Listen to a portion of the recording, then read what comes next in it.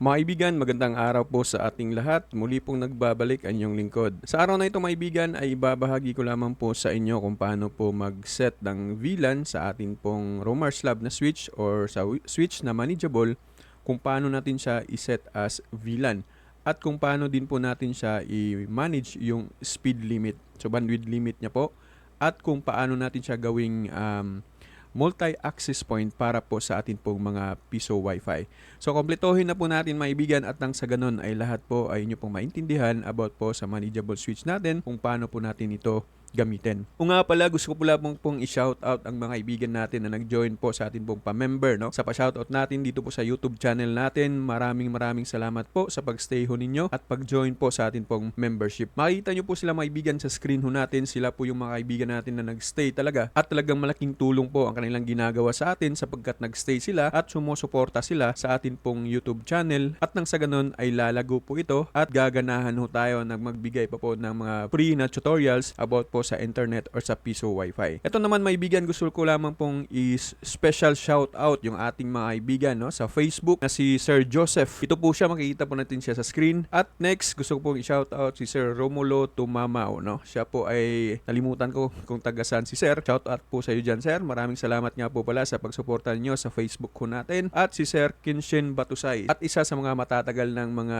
sumusuporta sa ating YouTube at Facebook mga kaibigan. Ganon din po ay gusto ko pong i-shout out si Sir Bobby Biro Carenyuza. Ito po mga kaibigan, si Sir Bobby. Kung gusto niyo po na magpa-config ng inyo pong mga OLT, ipon or GPON, ito si Sir Bobby. Puntahan ninyo, makita niyo sa screen. Yan po ang kanyang Facebook store at meron din po siyang YouTube channel. At ganon din po mga kaibigan, gusto ko pong i-shout out si Sir Jomar. At nalimutan ko din kung saan taga saan si Jomar, no? Sir Jomar, isa ito sa mga kaibigan natin sa atin pong Facebook. So ito mga kaibigan ay patuloy na po tayo at unahin po natin kung paano natin pasukin ang admin ng manageable switch na ito. So ito ang una natin gagawin mga kaibigan. Pupunta lamang ho kayo sa Ethernet. Search nyo lamang po sa search bar ho ninyo ng inyong computer. Tapos sa adapter options or dito po network Ethernet. Tapos network connections. Sa mga baguhan mga kaibigan, kaya po natin to sinasabi at nang sa ganun ay masubaybayan ho talaga. O nga pala din, ipapakita ko yung video kung paano natin isasaksak yung cable natin from PC or laptop papunta sa Roamers Lab. At yun po kanya pong internet connection. Makikita nyo po ngayon sa screen mga kaibigan. Ganyan lamang po siya kasimple. Okay, so punta tayo dito again sa Ethernet, tapos right click, tapos click properties. Okay, so para to sa mga talagang baguhan na tulad natin, mga newbie pa, no? So dito makikita ho ninyo, punta kayo dito sa Internet Protocol version 4. Double click lamang po ito upang makita natin to. So click ang use the following IP address. Tapos click lang, type natin yung type natin yung 10.0.0.15. Okay? So, sundan nyo lamang po yung ating ginagawa. Subnet mask, i-click mo lang dito, automatic mag-a-appear dyan yung mga numbers. Dito naman sa default gateway, lagay na natin yung IP address, default IP ng manageable switch, 10.0.0.10. Ayan. Para mapasok po natin agad mga kaibigan. Yun pong admin. Okay? So, click OK, then OK. Pupunta tayo sa browser natin mga kaibigan at i-type lamang po natin, yan nakita ho ninyo, type lamang po natin ang 10.0.0.10 or 10. So, click natin yung enter at ito po yung atin pong makikita. For example, wala po itong password, lalagyan lamang po natin ng password. Okay, so lalagyan ko siya ng password na akin pong sariling password. At make sure mga kaibigan na yung password na ilalagay ninyo ay hindi po ninyo malilimutan. Kasi pag nalimutan nyo po ay talagang mahihirapan po kayo na pasukin po or i-reset yung atin pong manageable switch. So, click lamang po ang login. Pagkatapos po ninyo ng paglagay ng password, click login lamang po. So, yung uunahin natin, yung uunahin natin is kung paano natin speed limit yun pong atin pong connection bawat port ng manageable switch. So, yung gamit natin ngayon is 8 port. So, yung magagamit natin dito is 2, 3, 4, 5, 6, 7, and 8. Yung ating speed limit po dyan, mga kaibigan. So, punta tayo dito sa port config. Okay? Port config. Tapos, scroll down. Makikita nyo po yung port management. Eto mga kaibigan. Tapos, scroll down lamang po tayo. Dito po sa port limit setting. So makikita nyo po yung port 1, wag po nyong lagyan yan kasi dyan po ay yung ISP natin. Para sa ISP natin yan or internet. Dito tayo magsisimula sa port 2. For example, gusto mo ng 10 Mbps sa port 2, ilagay mo lang is 10. Sa download naman, kung gusto mo naman ng 10, lagay mo ng 10. Depende po sa gusto mo. Okay? So click apply. Tapos, okay. So, ganun lang kadali. Next tayo, port 3. Kung gusto mo naman ng 50 Mbps, just click or type 50. Ganun din sa download section, 50 Mbps. Just click apply. Tapos, okay lamang po natin. Ganun din po yung ating gagawin sa 4, 5, 6, 7, and 8. So, depende po yan sa atin mga ibigan na kung ilan Mbps speed yung ating pong ilalagay. So, ganyan lamang po siya kasimple kung paano po mag-speed limit ng manageable switch na ito. Di ba po, napakadali at napakasimple lamang at talagang friendly talaga ang manageable switch na ito. Bagay po para sa kasama natin or mga kaibigan natin na gaya ko na newbie pa lamang po. Okay, so next ho tayo mga kaibigan. At kung gusto naman po natin na gawing access point, multi-access point, yun pong manageable switch, na di naman natin kailangan pang i-VLAN yung inyo pong mga antena, ay ganito lamang po yung atin pong gagawin. Okay, sapagkat marami po kasi ang gumagamit ng VLAN setup na kung saan kung hindi manageable switch yung gagamitin, ay dapat i-VLAN pa yung antena. Pero kung gagamit tayo ng manageable switch na gaya nito, napakasimple at napakadali lamang po. So pupunta lamang po tayo dito sa VLAN management. Tapos pupunta tayo sa 802.1q VLAN. Click lamang natin to. Pag nakita nyo po na disable to, i-enable lamang po natin. Tapos click apply. Okay. So ito yung makikita natin mga kaibigan. So VLAN, makita nyo po dito VLAN, for example, yung atin pong gagamitin na software is Wi-Fi 5. So yung default VLAN ng Wi-Fi 5 is VLAN 22. So ilalagay natin dyan yung VLAN 22. Okay? Kung hindi naman po VLAN 22, dapat alam nyo po kung ano ang VLAN ID ng inyong piso Wi-Fi.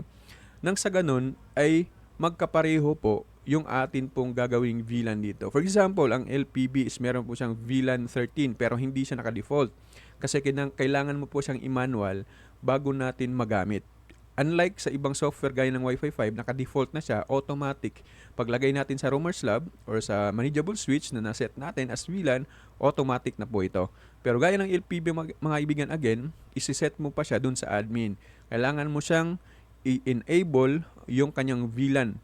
Okay? VLAN 13 or depende sa atin, pwede din naman po natin gawing VLAN 14 yan. Depende nga po yan sa atin. So okay mga ibigan, ito na po VLAN 22 para sa multi-access point. Yung port 1 nito is hayaan natin na magiging access po yan. Sa port 2 naman, para ito sa atin pong board, ay kailangan natin tong gawing trunk. Ayan. So ito ay para sa board natin, Orange Pi, Raspberry Pi, Mini PC, sa port 2 po yan ilalagay. So yun naman pong mga access point, ito mga access hanggang magagamit natin dito is 3, 4, 5, 6, 7, and 8. Ang kailangan natin gawin para magiging AP po yan, i-click lamang po natin dito banda. Pag gamitin natin siya as access point mode. Ayan mga ibigan. So ganyan lamang po siya, wala na po tayong gagalawin dyan. Ang next natin na gagawin is click apply. Okay? So click apply, tapos click OK. Ayan. So magagamit na po natin agad ito pong ating manageable switch para po sa atin pong piso Wi-Fi as multi-access point. So ganun lamang po siya kasimple mga ibigan sa pag-set or pagbago po ng settings ng manageable switch na ito.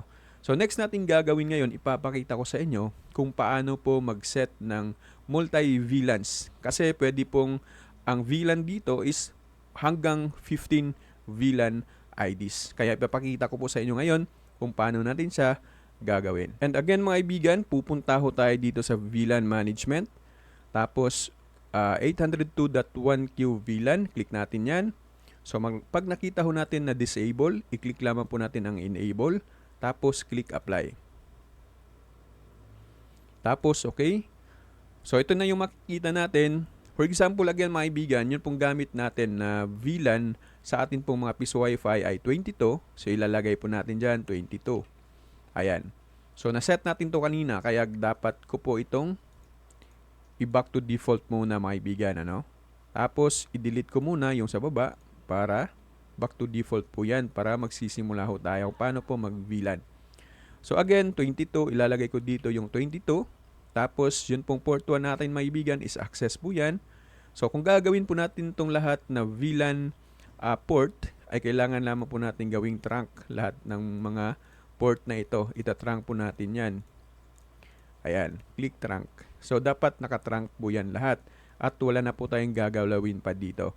Click apply. Tapos okay lamang po natin. Ngayon, gusto mong lagyan ng 14 VLAN ID kasi meron na po tayong na-set dito na isa. So, ilalagay lamang po natin dito kung ano yung gusto natin at wala na po tayong babaguhin dito. Halimbawa, 14. So, click lamang natin or type natin ang 14. Click apply. Tapos, okay. Mapapansin niyo sa baba, meron na pong VLAN ID 14. So, next natin gagawin is 15. Click apply. Tapos, okay lamang po natin. Again, lagyan natin ng 16 kasi tapos tayo sa 15. 16, click apply. Tapos, okay lamang po natin. So, ganun lamang po yung gagawin natin maibigan hanggang 14 VLANs yung pong pwede po dito.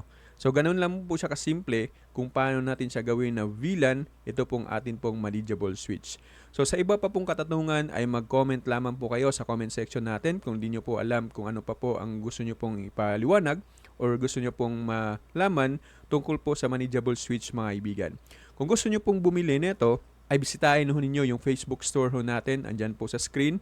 Bisitahin nyo po, mag-message po kayo kung magkano po ito. As of now, out of stock pa po ito. Pero pag nakita mo ang video na ito, baka po ay umabot na po ito ng 2 months. So, syempre, bisitahin nyo din po yung ating Facebook. Baka meron na po tayong stock ng 5-port at saka 8-port na manageable switch. So again, ganyan lamang po kasimple ang pag-set up or pag-config ng manageable switch na ito.